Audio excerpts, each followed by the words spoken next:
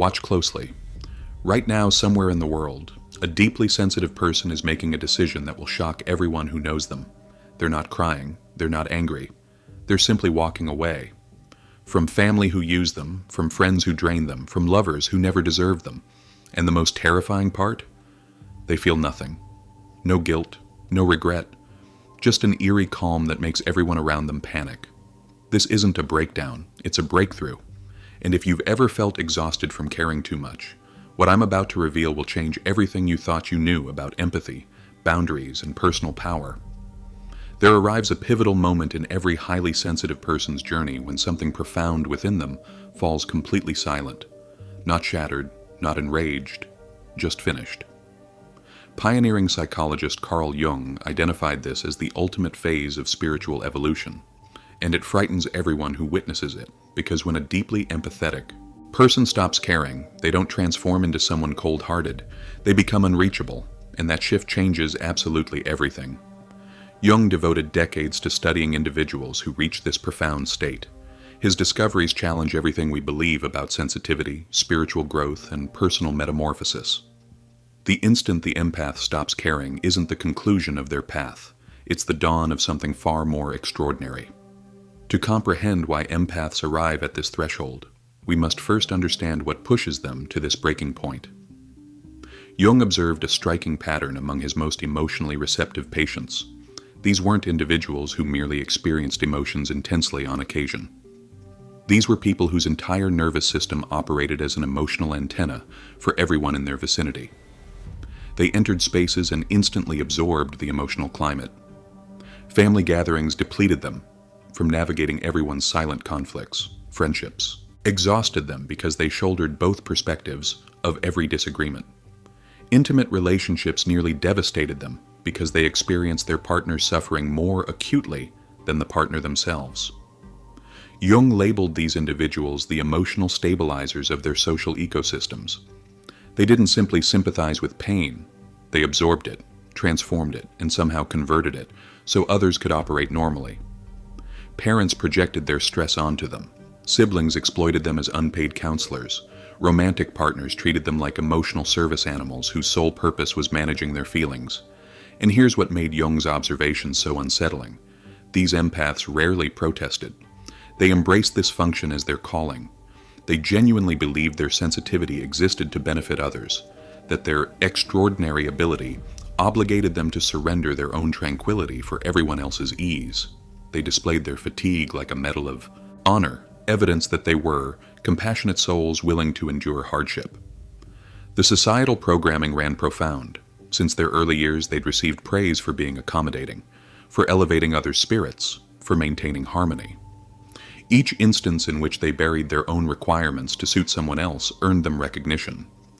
Every occasion they absorbed someone's rage to avoid confrontation, they were celebrated as extraordinarily mature.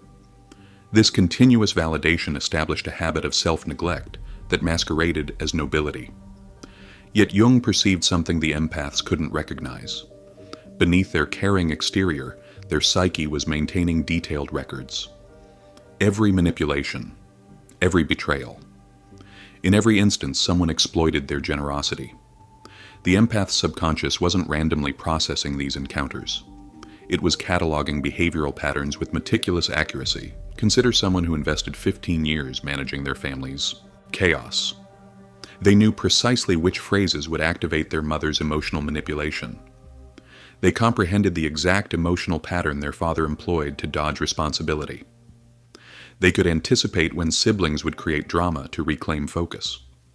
They had charted every psychological strategy occurring around them with the precision of a cartographer mapping familiar terrain. But here's what Jung discovered most extraordinary. Despite holding this awareness, they never exploited it, not even once. They simply continued absorbing, caring, giving, until something essential inside them started fracturing. Their consciousness had evolved into an extensive database of everyone else's patterns, while their own needs remained concealed beneath layers of service and sacrifice. This created what Jung recognized as a precarious psychological division. Superficially, the empath seemed functional, even flourishing in their caretaker capacity. But underneath that facade, bitterness was building like tension in a pressurized vessel. Not conscious bitterness that could be voiced and discharged, but unconscious bitterness that contaminated their self-perception. The fracture point invariably stemmed from profound betrayal. Not simple letdown or trivial discord, devastating betrayal from someone the empath had shielded, championed, and loved without conditions.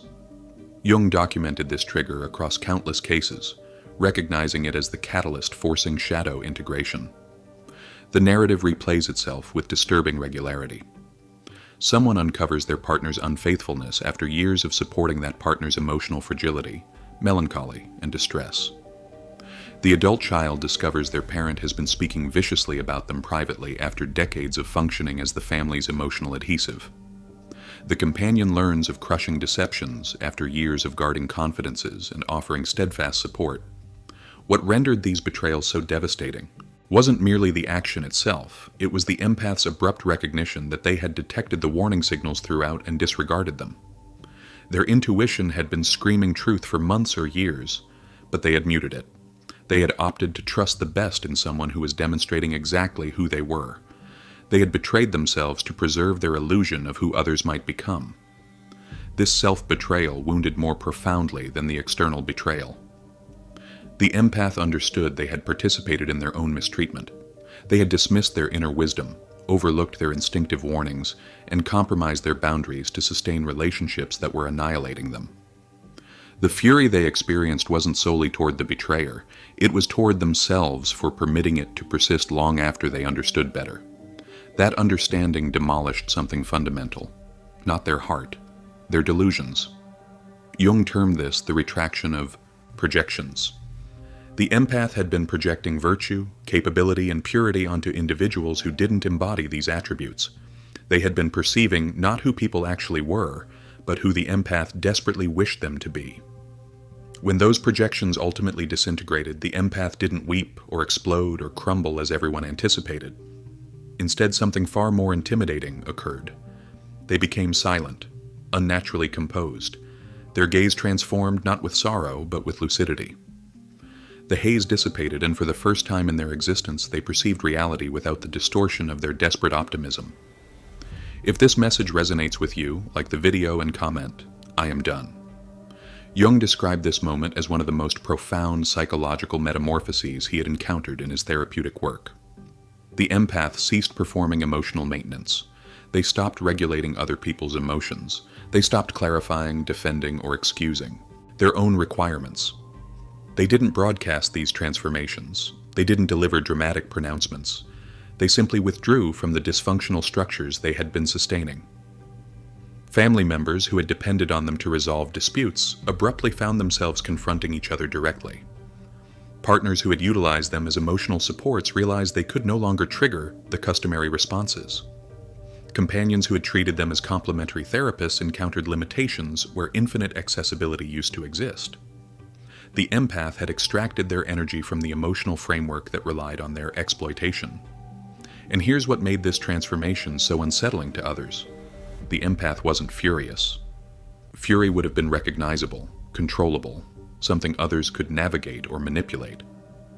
They understood how to manage the empath's anger because it invariably dissolved back into forgiveness and resumed caretaking. This wasn't fury. This was absolute apathy toward the emotional manipulations that previously controlled them.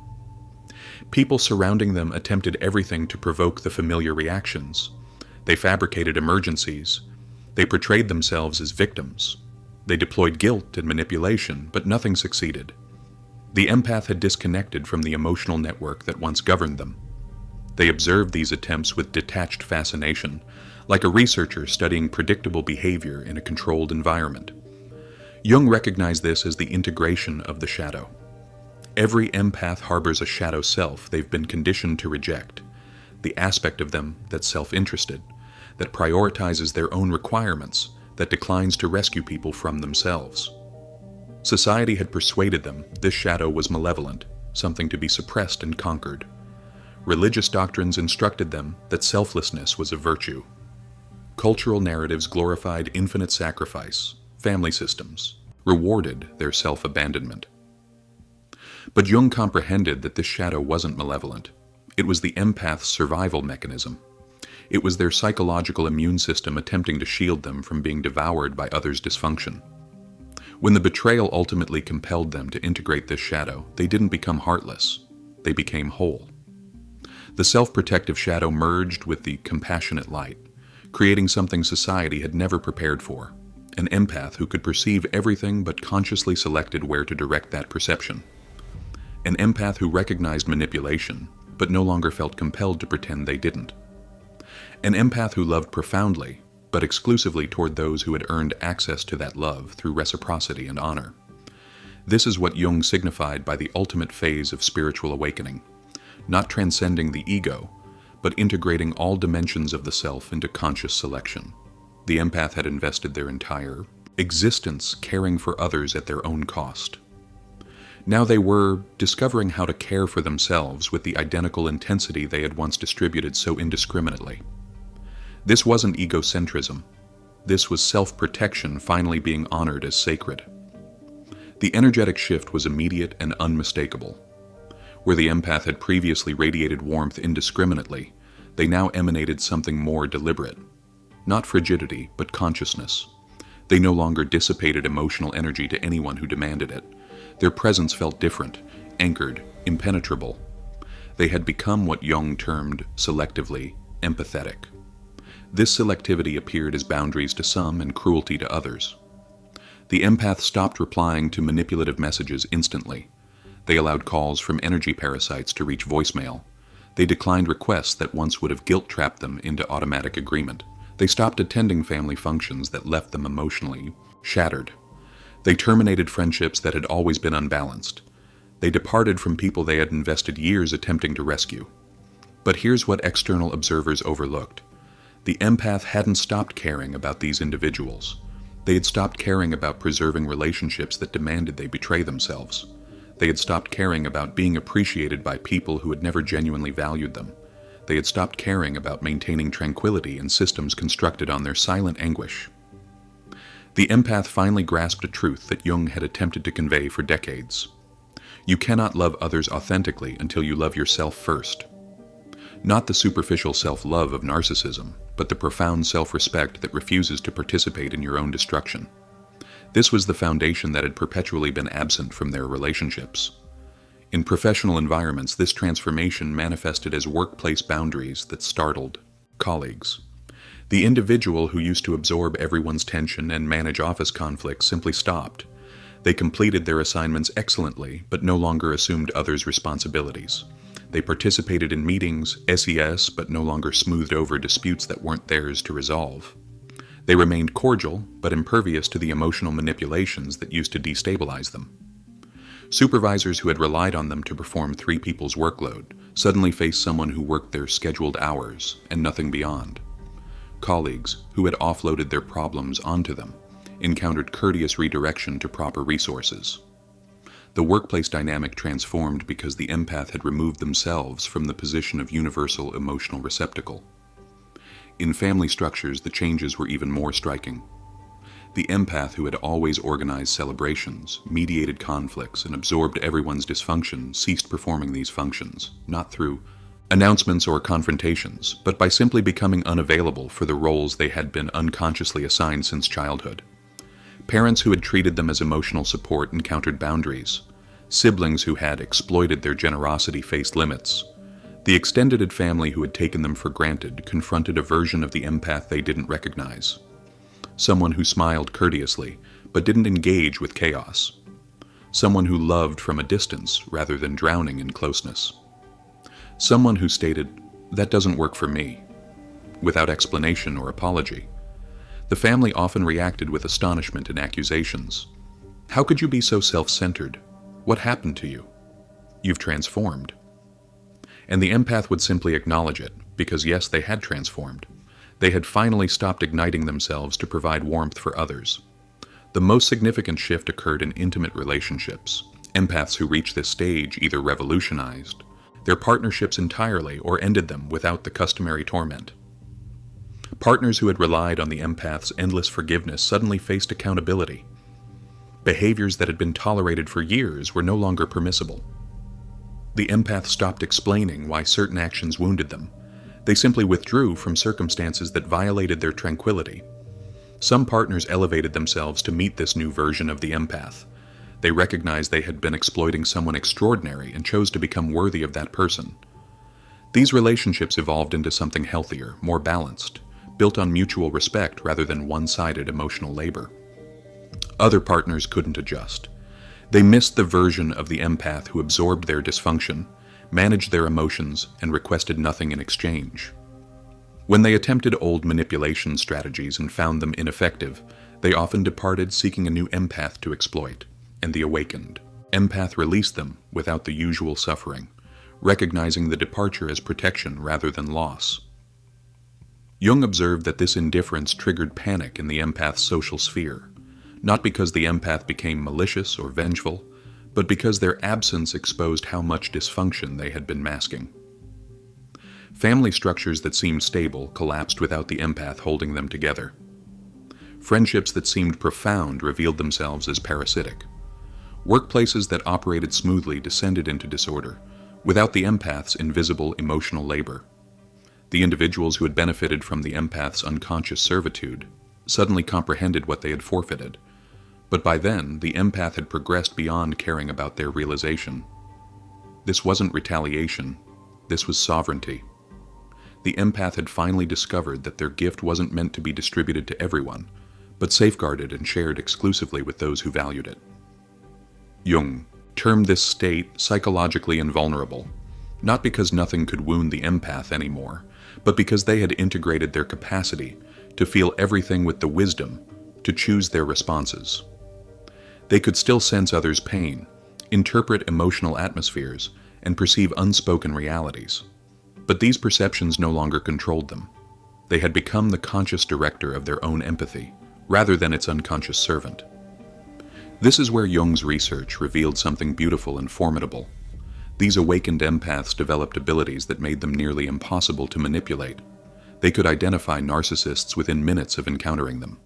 They recognized false charm, deceptive promises, and psychological manipulation before these tactics could establish themselves. They sensed inauthentic energy and simply didn't engage with it. Their integrated consciousness functioned as an early warning system that protected them automatically, but they didn't use these abilities destructively. They could have weaponized their psychological insight to devastate everyone who had harmed them. They possessed intimate knowledge of others' vulnerabilities, fears, and weaknesses, yet they chose not to retaliate. They simply removed toxic individuals from their lives and moved forward. This restraint came not from weakness, but from genuine disinterest in revenge. Jung was disturbed by this restraint, not because he wanted them to seek vengeance, but because he recognized how much power they were choosing not to abuse. These empaths had become psychological masters who understood human nature at levels most people never reach. They could manipulate, control, and devastate if they chose. Instead, they used their power to protect their peace and assist others who were ready to grow. This selective application of their gifts created what Jung called the empath's mirror effect. Their mere presence made inauthentic people uncomfortable. Manipulators felt exposed without the empath saying a word. Energy parasites sensed they couldn't feed and moved on to easier targets. Meanwhile, authentic people felt safe around the awakened empath for the first time, recognizing someone who saw them clearly without judgment. The awakened empath became a living filter. Their consciousness automatically repelled dysfunction and attracted growth. They didn't have to actively screen people anymore. Their integrated presence did it naturally. Those who couldn't handle their clarity removed themselves. Those who valued authentic connection moved closer. The empath's social circle transformed completely without deliberate effort. Jung documented how these empaths reconstructed their lives on completely different foundations. They chose careers that honored their sensitivity rather than exploited it. Some became therapists who could hold space without absorbing clients' pain. Others became artists who channeled their perception into creation. Many found work that allowed solitude and autonomy, protecting their energy from constant depletion. They created friend groups based on reciprocity rather than rescue dynamics.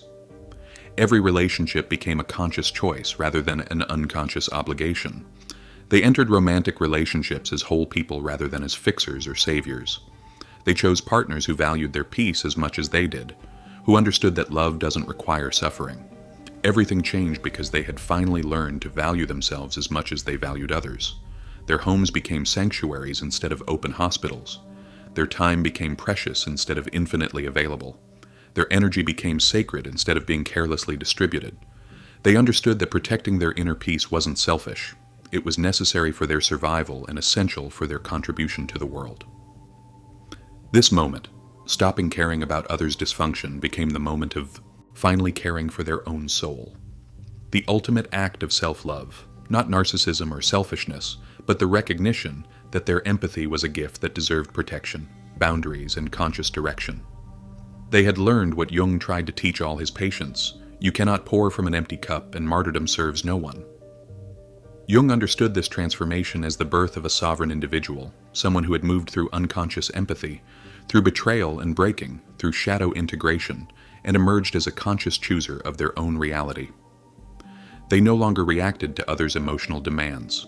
They responded from a place of integrated wholeness. Every action became intentional rather than reactive. The empath who stops caring hasn't lost their humanity. They've found their power. They haven't become cold. They've become conscious.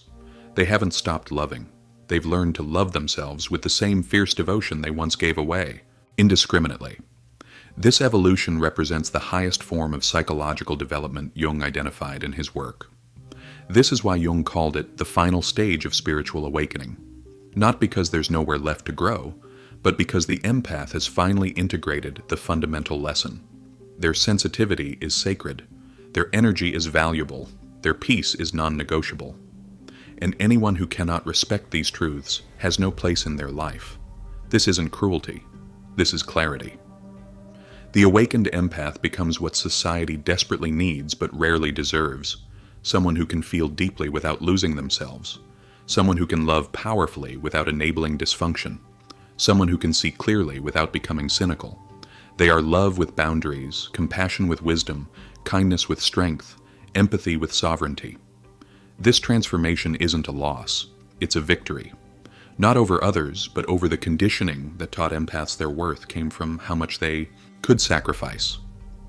The empath who stops caring about maintaining peace in toxic systems has started caring about cultivating peace in their own soul. They've rejected the false narrative that goodness requires suffering and that love demands self-abandonment. The moment the empath stops caring isn't the end of their story, it's the beginning of their sovereignty. And that's exactly what the world needs more of. Not empaths who sacrifice themselves endlessly, but empaths who have learned to wield their gifts consciously, powerfully, and selectively. Welcome to your awakening. You've earned this transformation through every moment you suffered in silence, and now you're finally free.